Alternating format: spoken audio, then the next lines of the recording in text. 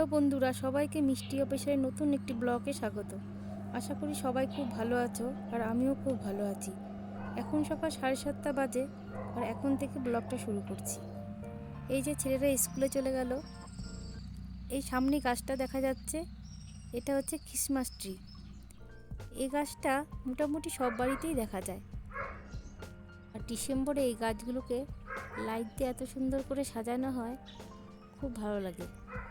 আর এখন দেখো, মনে হচ্ছে গাছটা আকাশের সাথে মিশে গেছে। কি ভালো লাগছে না? দুদিন ধরে বৃষ্টি হচ্ছে, আজ খুব মেঘটা কালো হয়ে আছে, মনে হয় বৃষ্টি হবে। আচ্ছা চলুন, আমার গোলাপ গাছগুলো আপনাদের দেখাই। একটা গাছ থেকেই অনেকগুলো ডাল কেটে লাগিয়েছিলাম, সবকটাই গাছ বেঁচে গেছে, আর ফুলও হয়েছে। দুদিন ধরে বলছিলাম না বৃষ্টি হচ্ছে, পাপড়িগুলো খারাপ হয়ে গেছে। এটা তো সুন্দর লাগছে, কিন্তু এই পাশের ফুলগুলোর পাপড়িগুলো একদম খারাপ হয়ে গেছে।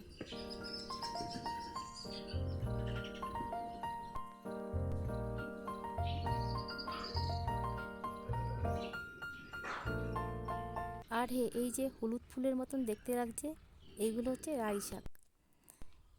এই পাতাগুলো পাহাড়েই হয়, আর দেখতে অনেকটা সর্ষে ফুলের মতো লাগছে না? এর পাতাগুলো অনেক বড় বড় হয়, আর এই শাকটা দিয়ে এখানকার মানুষরা মাছ মাংস সব কিছুতেই দিয়ে খায়। আর ওই দিকটাতে চলো, তোমাদের একটা গাছ দেখাবো, হয়তো অনেকেই চেনো, কিন্তু এখন সবজিটা সব জায়গায় পাওয়া যায়। এই যে গাছটা, এটা কি গাছ বলো তো? এটা কোয়াশ গাছ। কোয়াশটা এখন সব জায়গায় পাওয়া যায়, কিন্তু গাছটা হয়তো পাহাড়েই হয়।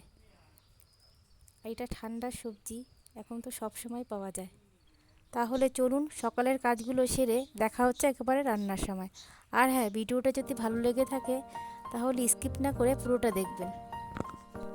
এই যে সব কাজ সেরে চান করে পুজো দিয়ে একটু চাও খেয়ে নিলাম, এবার চলে আসলাম সবজি কাটতে।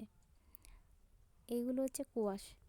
আমি কোয়াশগুলো অর্ধেক করে জলে ভিজিয়ে রেখেছিলাম। এটাতে একটু কষ মতন থাকে, ভিজিয়ে রাখলে হাতে কষ্টটা লাগে না। এবার আমি এগুলো ছোটো ছোটো করে কেটে নিলাম, কারণ ভাবছি আজকে আমি কোয়াশ ঘন্ট বানাবো। বেশি মশলা দেবো না, অল্প মশলাতেই ঘন্টটা হয়ে যাবে, যেভাবে লাউ রান্না করা হয় ওই রকমই। তো আমি কড়াইতে তেল গরম বসিয়ে দিয়েছি, আর তেজপাতা সাদা জিরা ফোড়ন দিয়ে দেবো, আর একটু সামান্য আদা আর সাদা জিরা বেটে নেব। এবার আমি কড়াইতে দিয়ে দেবো ওই মশলাটা, বাটা মশলাটা, আর দেবো একটা আস্ত টমেটো, কয়েকটা লঙ্কা, আর স্বাদ মতো নুন হলুদ দিয়ে একটু জল দিয়ে কষিয়ে নেব।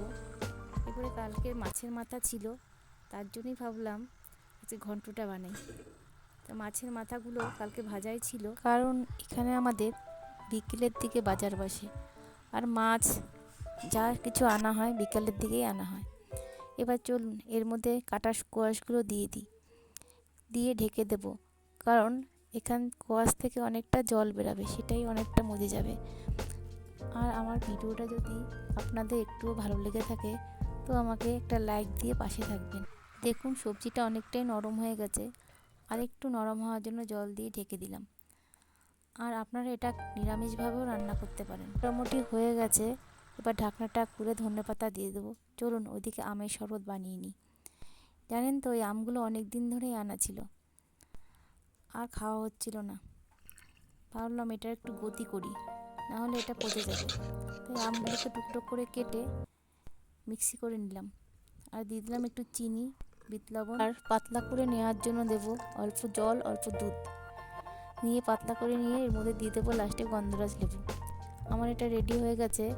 চলুন রান্নাঘরে দেখি কি অবস্থা সবজি। তো সবজিও আমার মোটামুটি রেডি হয়ে গেছে, আর ওইদিকে স্কুটির আওয়াজ পাওয়া যাচ্ছে, না হয় ছেলে চলে এসেছে। তাহলে চলুন ওকেই শরবতটা দিয়ে দেখি ও কী বলে। ওর তো খুব ভালো লেগেছে। আর আজকের ভিডিওটা এই পর্যন্তই, দেখা হচ্ছে নতুন কোনো ব্লগে।